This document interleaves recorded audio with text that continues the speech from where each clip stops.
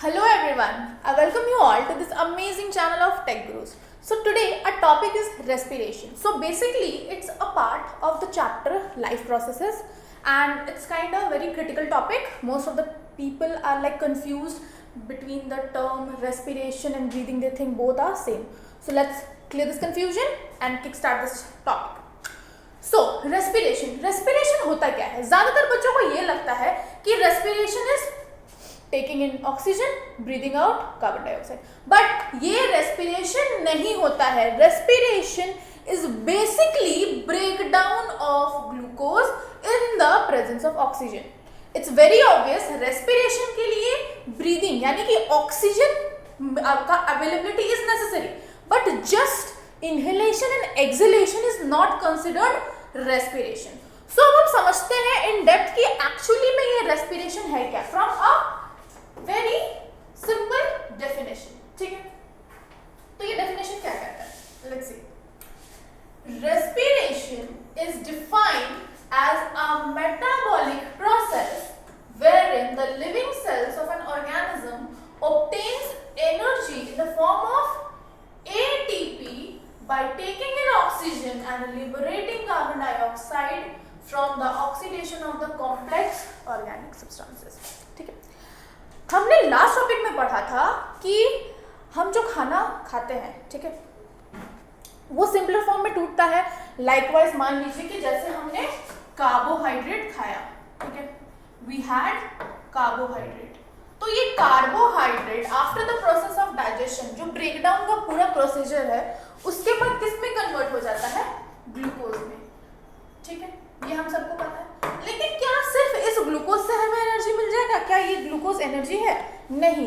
It's an organic substance. It's an complex organic substance. ये एक complex organic substance है. अब इस कॉम्प्लेक्स ऑर्गेनिक सब्सटेंस से मुझे एनर्जी ऑब्टेन करना होगा. मुझे एनर्जी चाहिए. अब एनर्जी चाहिए तो ऐसे तो मिलेगा नहीं, तो उसके लिए एक टर्म आता है रेस्पिरेशन. तो respiration can be collectively breathing and breakdown of glucose. Breathing and at the same time breakdown of glucose क्या होता है? Respiration. So it is a metabolic process. It is a metabolic process of our body जिसमें कि glucose टूट के क्या बनता है? ग्लूकोज टूट के एनर्जी बनता है. एनर्जी का करेंसी क्या होता है? एटीपी. एनर्जी का करेंसी क्या होता है? एटीपी. एटीपी का फुल फॉर्म क्या होता है? Adenosine triphosphate. Adenosine triphosphate. ठीक है, यही होता है ATP.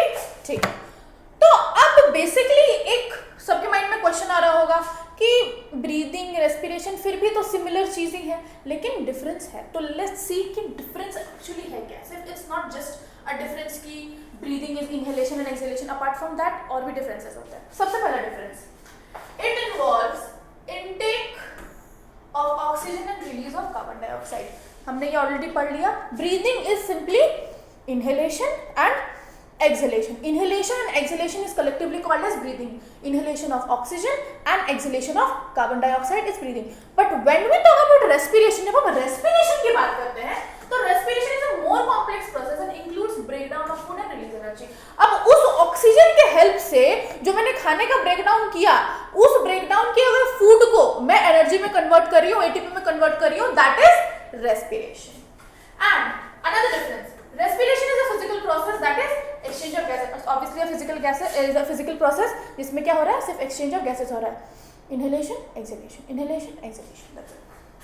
And if I talk about respiration, is a biochemical process which releases energy. क्योंकि यहाँ पे enzymes involved हो रहे हैं, so obviously it's a biochemical process. तो is the one more difference between breathing and respiration.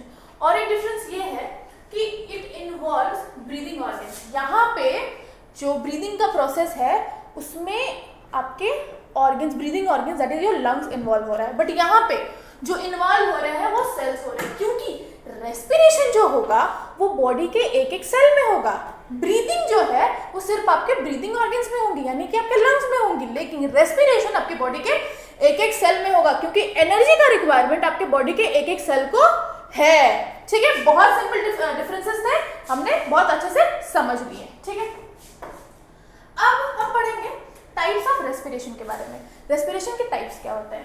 So basically अगर मैं respiration के टाइप्स के बारे में बात करूँ तो रेस्पिरेशन के दो टाइप्स होते हैं। If I talk about the types of respiration, तो रेस्पिरेशन के दो टाइप्स होते हैं। एक होता है एरोबिक रेस्पिरेशन और दूसरा होता है एनारोबिक रेस्पिरेशन।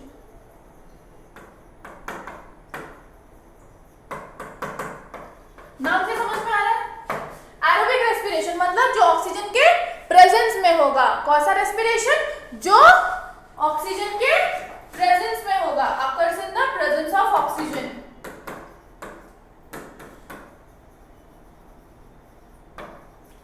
जो ऑक्सीजन के प्रेजेंस में होगा।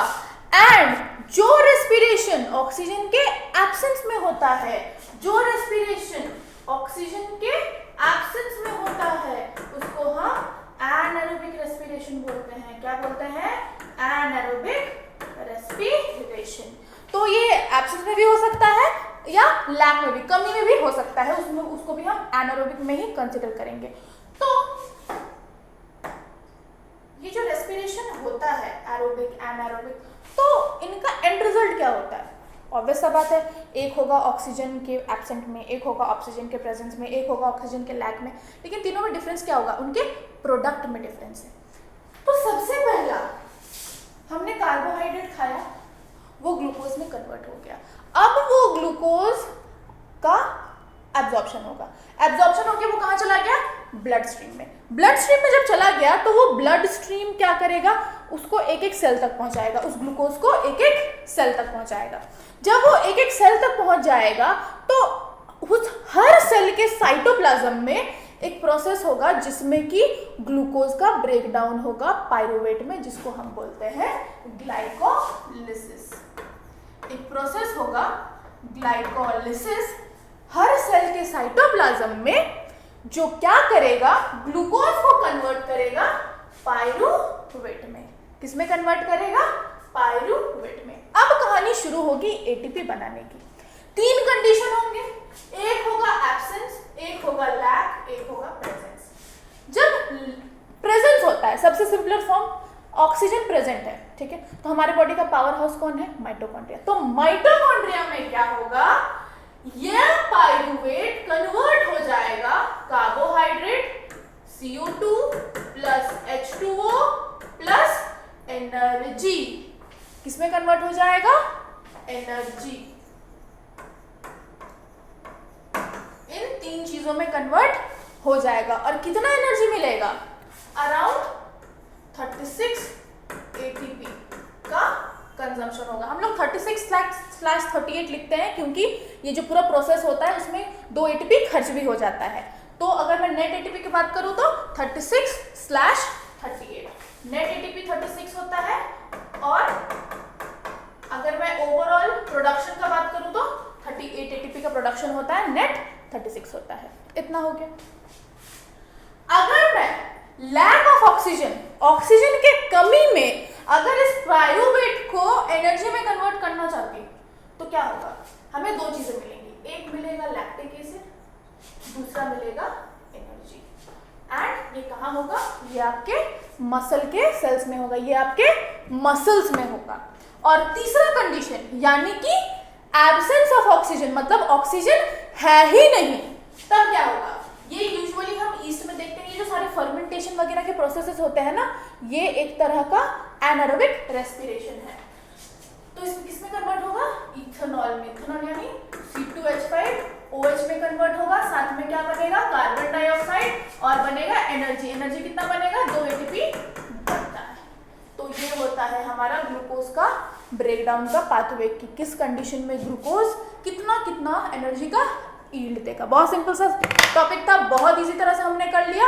अगले टॉपिक में अगले वीडियो में हम इसी रेस्पिरेशन के टॉपिक को कंटिन्यू करेंगे और देखेंगे प्लांट्स और एनिमल्स में ये पूरा रेस्पिरेशन का प्रोसेस कैसे कंप्लीट होता है। तब तक के लिए इस चैनल को सब्सक्राइब कीजिए, वीडियो को लाइक कीजिए। Thank you so much.